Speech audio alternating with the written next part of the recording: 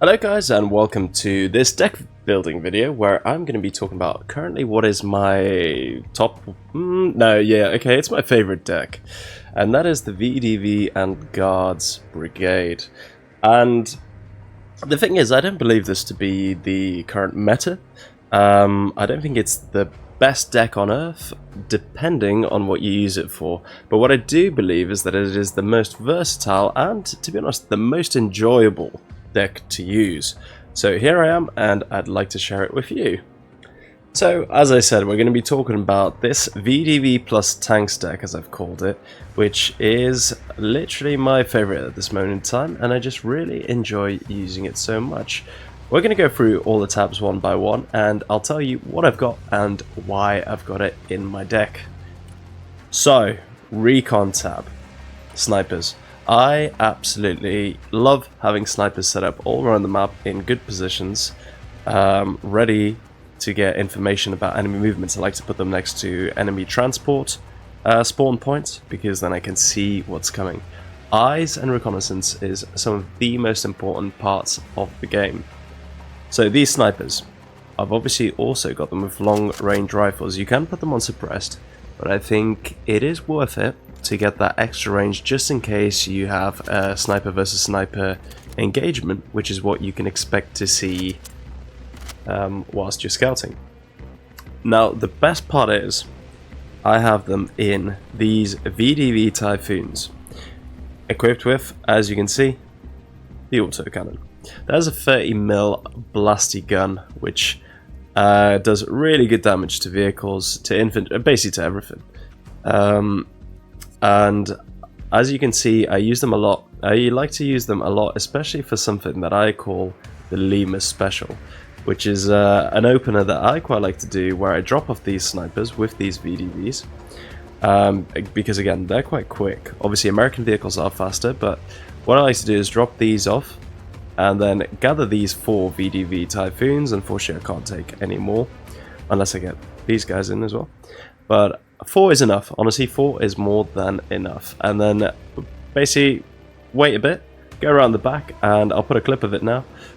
Smash the enemy's rear lines, and usually, more often than not, absolutely wipe them out. It is a super useful vehicle, and I absolutely love it. This Typhoon VDV with the 30mm might be my favorite vehicle in the entire game. Maybe the SG-34 too, but that's in this deck as well.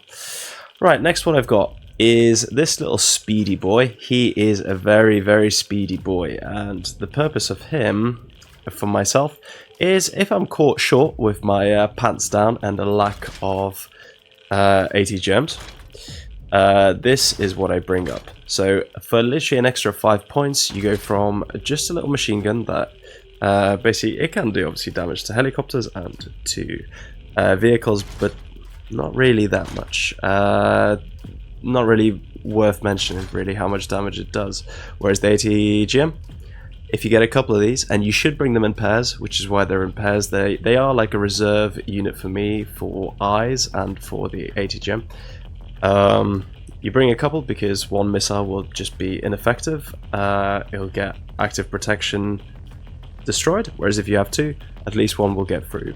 These do not survive long at all. They've only got 8 health, and once they're exposed, game's over. They don't even have smoke, unfortunately, to cover their escape. So once they're found, chances are they're going to get destroyed. Which, you know, is a sacrifice I'm willing to make. Insert Lord Farquaad.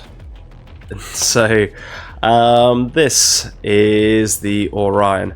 Now, cool bit of kit. Obviously, tries to be a lot like the American Reapers. 4,500 range with the extended optics. And essentially, the only reason that I'd ever get this out is because, for starters, it's not actually that cheap. It is, but, you know, 90 points is going to hurt. Which is why I'm not overloading it with any other things.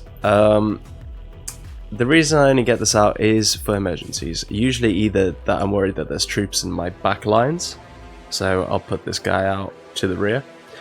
Or if I'm planning a big push, where I don't want to risk a huge amount of units, so I'll send a drone out just to make sure that you know, I'm not walking into a massive ambush. Again, for the same price as a sniper, obviously it is a one-time use kind of thing, because you do expect it to get shot down. For 90 points, that's why I have it here. I don't bother with the 4-post at all, to be honest, because it is just painfully slow. I suppose as the Orion's the same speed, actually, so... But it's painfully slow, and the view range is tiny. So there is no real perks to it other than it being cheap, and you can send 2 instead of 1 to get shot down. But I would rather have this because obviously for the speed that it has, it arrives to the site quicker with the extended vision, and that's why I go for the Orion. Next, okay, the VDV Spetsnaz. Now, I don't use this a lot, I'll be honest. The reason I do like having it though is because firstly it gives me some normal Typhoon VDVs, the cheaper version, so again 25 points cheaper, and that's basically just to pick up small squads. I use it to ferry some of my infantry squads like the Cornet and the Igler, which again can fit into it because they're small teams, 5 and 4 man teams respectively, which the VDV Typhoon can accommodate, which is why I bring this squad in basically so I can have those guys. They're super useful for picking up pilots as well. So I suppose next we move on to the infantry side of things, and my main infantry unit is the Gvardia Motostrelki. Sorry about my bad Russian there, which is interesting because they are Motostrelki, but they're in the tanks brigade, in the the guards brigade. Anyway, this is the all-rounder infantry section.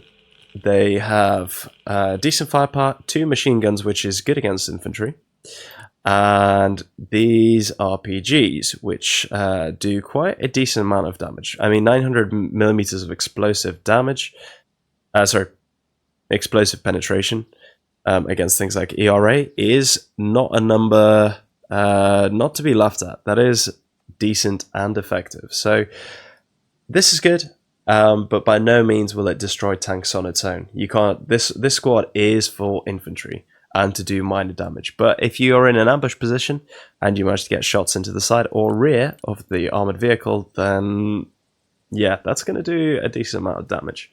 As mentioned earlier, I do like having a Cornet M squad because obviously it has 2 of them, and like I said earlier, you need 2, otherwise active protection just negates 1. It is definitely worth the upgrade. You get, what's the difference in range? 200 meters, but, you know, small amounts of meters and millimeters do matter, gents, don't they? So,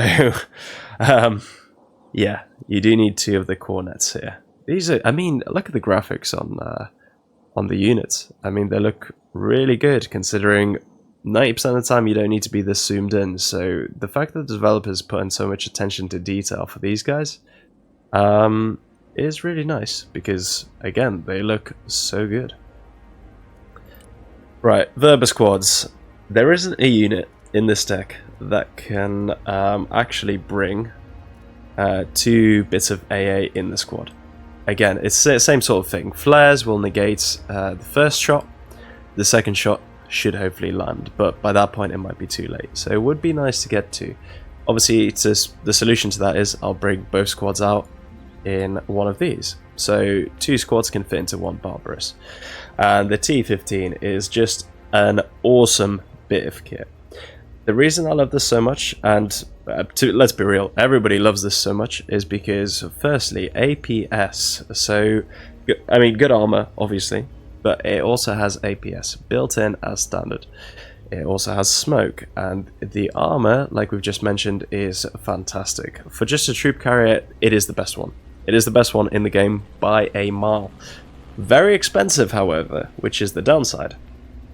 But like I said, you can bring in 2 squads of Verbas with it, so that's why I like it. So I'll drop these Verbas off and then use this as an infantry fighting support vehicle. Now it can be upgraded, which obviously would take me over budget, with the 57mm. That 57mm gun is fantastic. I think it's great. However, the attacker missile actually has less range than the Cornet.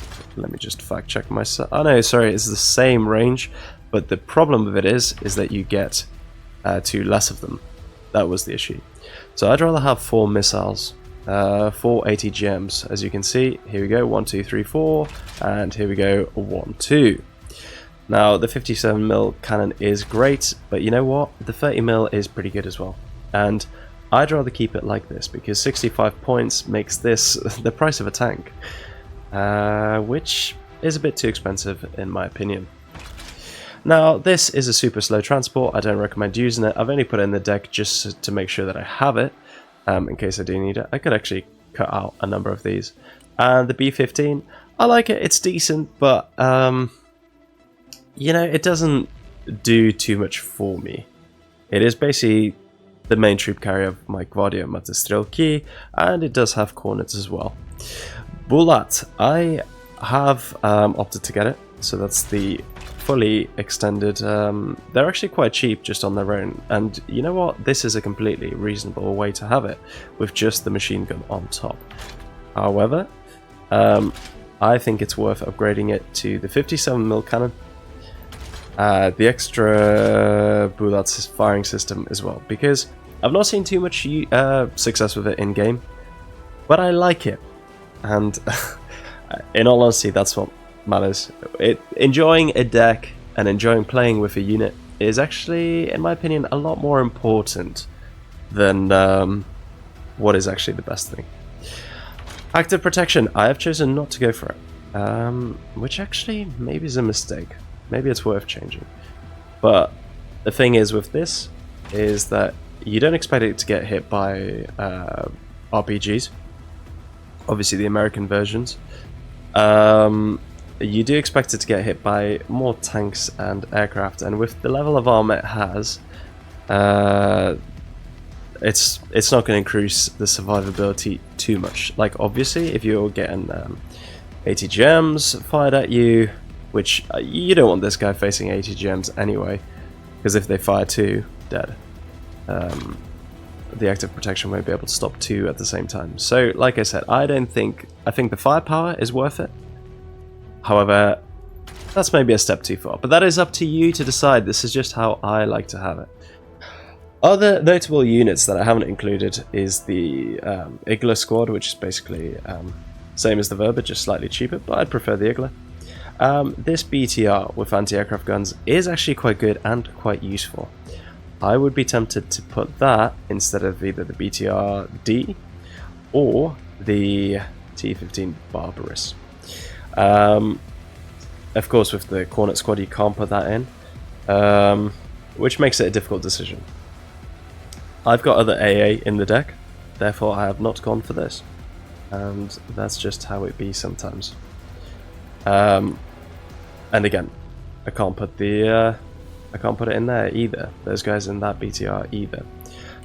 These are really cool. I do really like them. They're just very annoying for the enemy, and that's what makes them really good. Engineers. These are the Engineer Sturmoviki, which means basically stormtroopers. And they are fantastic for clearing out buildings. Unfortunately, in this game, I don't find that happens a lot. They're obviously very heavily armored. They've got good resilience. So if you look here, the paratroopers, Desantniki, they have 8. Gvardia, actually, I didn't notice that before. Their armor points are quite low, actually. So maybe I will rejig this deck in the time to come. Because you actually get more paratroopers as well. And yeah. Okay, maybe that's something I'll change in the future, but for now I'm happy with these infantry. These guys, you can upgrade them to give them thermobaric rockets, and like I say, they are very resilient, super tough infantry unit. The RPG, this one, I'm pretty sure as well it can surpass APS, active protection. Let me know if that is true. So again, a squad definitely worth looking into. However, the reason I always choose these is because they have got way more firepower and are much better at dealing with other infantry. Really good squad as well, but again, only one metas. usually they're much better off in pairs. So that's the infantry tab. Infantry, again, I like to have a very small amount of variety because, let's be real, infantry aren't the best in this game. The vehicles. Terminator, yes please. One of the coolest things in the game. One of the coolest, scariest vehicles in real life. I would not want to see that on the battlefield because these dual chain guns, 30 mils, tear infantry apart and would be terrifying. They'd also obviously absolutely tear up helicopters as well. Has a machine gun, has attacker missiles, 4 of them as you can see, and I think, in my opinion, getting these 30mm grenade launchers are absolutely worth it because I think that's them just here.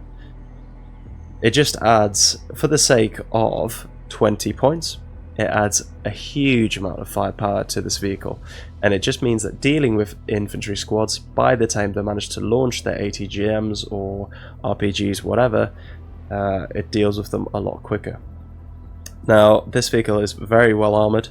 It's basically a tank. It's built on the T-72 chassis, I believe. At least the original BMP Terminator one is. I'm not sure if the number 3, Mark III Russia is actually up to these days. Is based on a newer model. I think the whole idea was that they were all going to be based on the T-14 Armata. Sort of the base would be a module, and then every other vehicle would be based on this chassis, with the same setup that you have 3 protected crew in an armoured compartment all sitting together in here.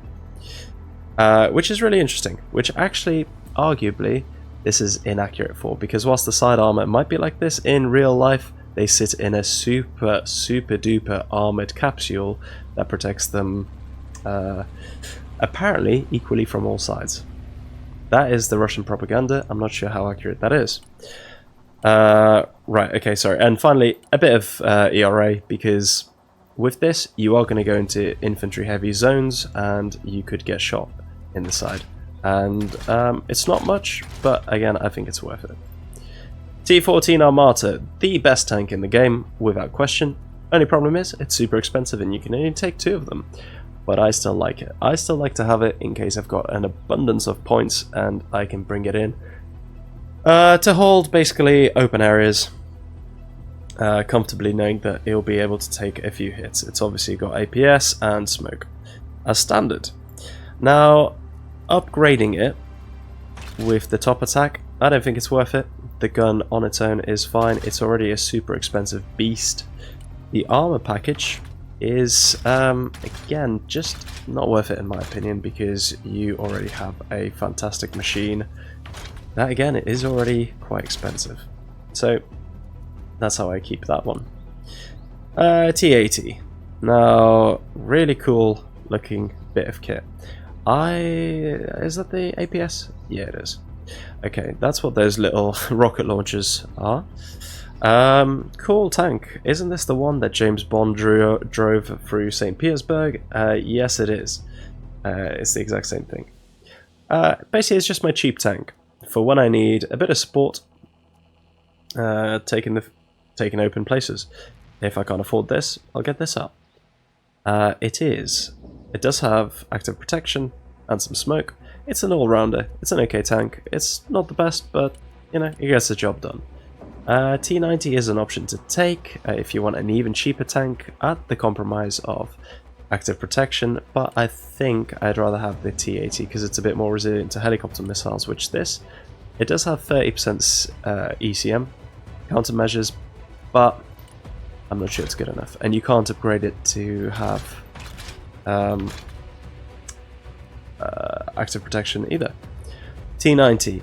Now, this is the part where I go, is it worth having a stock T-80? Sorry, an upgraded T-80 or stock T-90 for the same amount of points?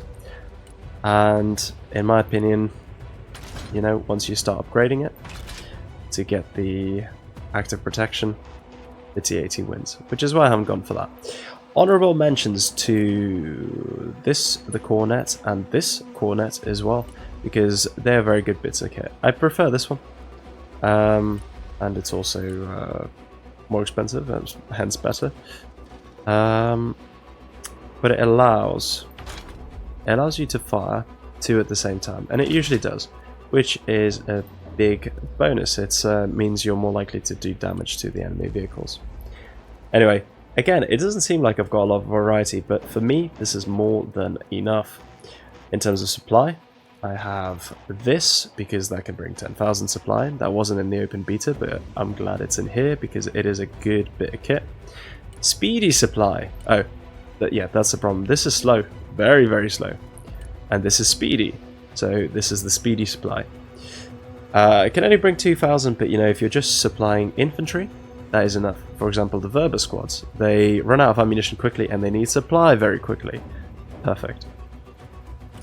This is my long-range AA. And I'll be honest, I haven't been using this too much.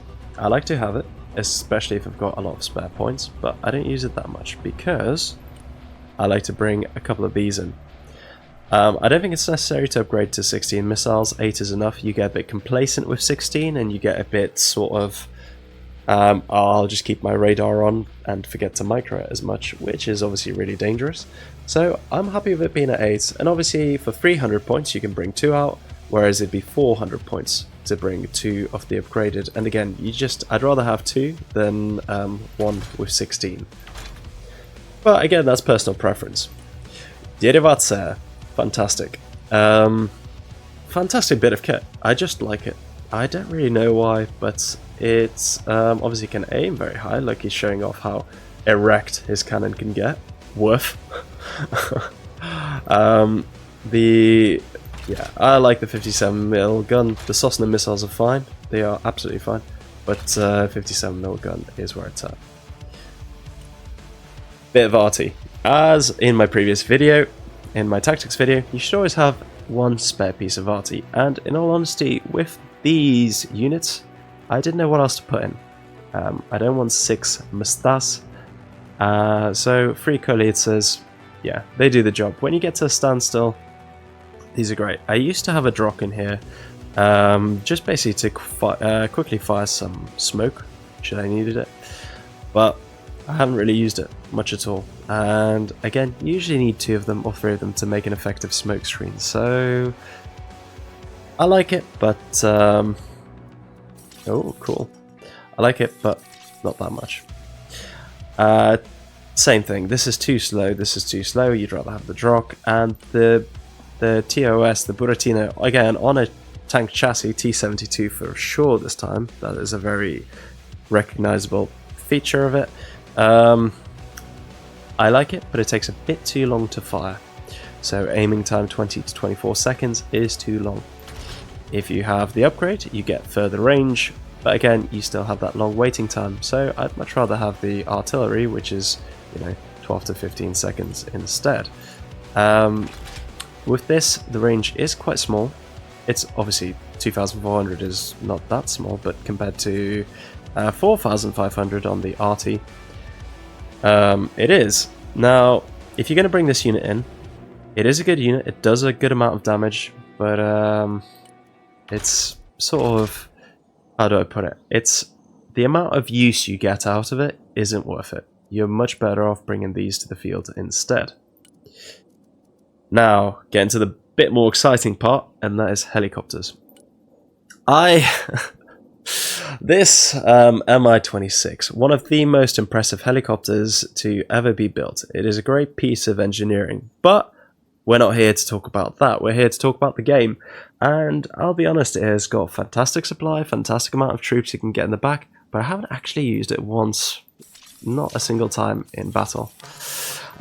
Which is a shame, because like I say, it's such a cool bit of kit, but just don't use it. For the 150 points, I'd probably be maybe something else that I'll change. I'd probably get better off getting this guy in, because he can also have car. You know what? I'm going to do that now.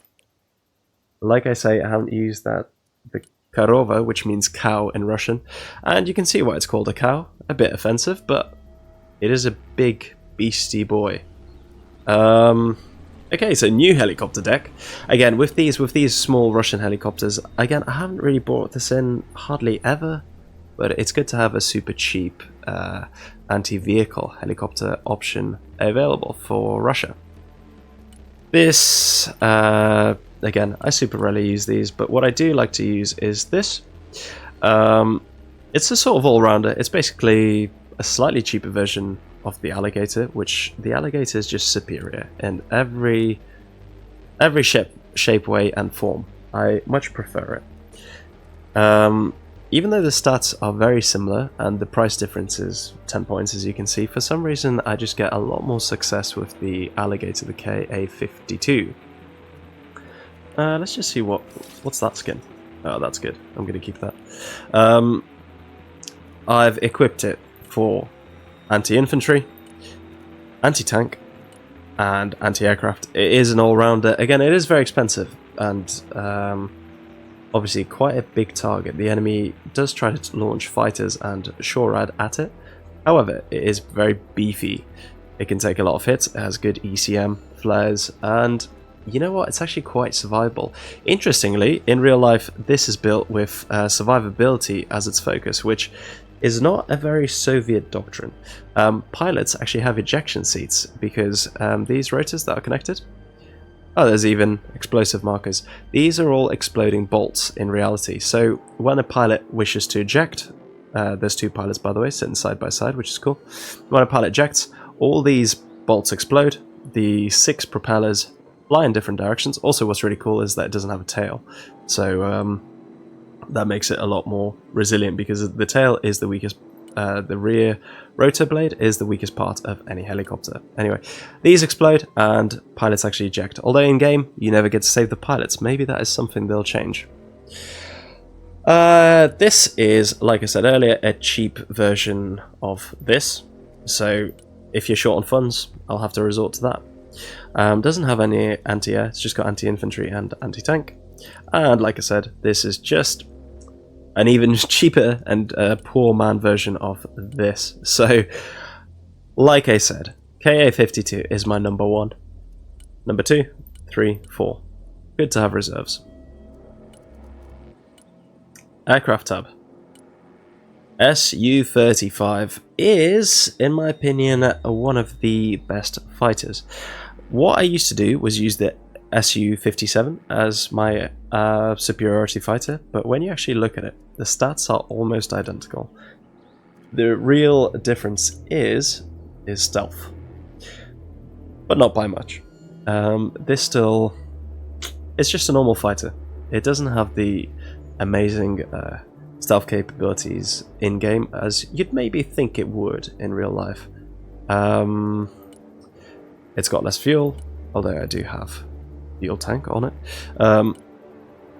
But yeah, I've resorted to using this purely for seed runs because it's got 4 missiles. It does have that tiny bit of stuff that helps it at long range evade anti-aircraft Patriot missiles basically. But Su-35 is a fantastic fighter, very capable, and I really like it. I've equipped it with these missiles because that's what I've chosen. I didn't see much difference between the R73 and R27. I mean, I know what the difference is. The R73 can be fired at helicopters as well, but I have them here with the ECM pods, so it doesn't really bother me too much. And it's 10 points, but you know, fighters are expensive and the 10 points is used better elsewhere. Now, before I go on to my favourite aircraft of all time, I'll talk about the IL-76. I've not used this once, not to drop supply, not to drop passengers either, because it is a big target and it's got a lot of health. I mean, more than the Su-57, Su-34 and Su-35, which is potentially unrealistic because one missile into the vicinity of this aircraft should, in reality, send it down. Now, it is a game though, so obviously they've beefed this up slightly, probably a bit more than realistic because obviously, yeah, it is huge, so hopefully it's a bit stronger, but just so you can get your paradrops off. This is what the plane is built for in-game. In-game, the best use of this is the paradrops. But I haven't done one yet because it's just, my deck's not built that way. I like to have it because I think, you know, if I've got time at the end, then why not? I'll do a YOLO paradrop, but I'll lose a lot of units, and it's just not worth it. I mean, this plane itself is a marvel of engineering. It was way ahead of its time. It was actually designed in the 70s. I can't remember the exact year, but you know what? It has stood the test of time and is still very, very effective, and is still the workhorse of the Russian Air Force and, you know, their entire military in terms of transports, quick transports. So I've got a lot of respect for this plane, I just don't really use it.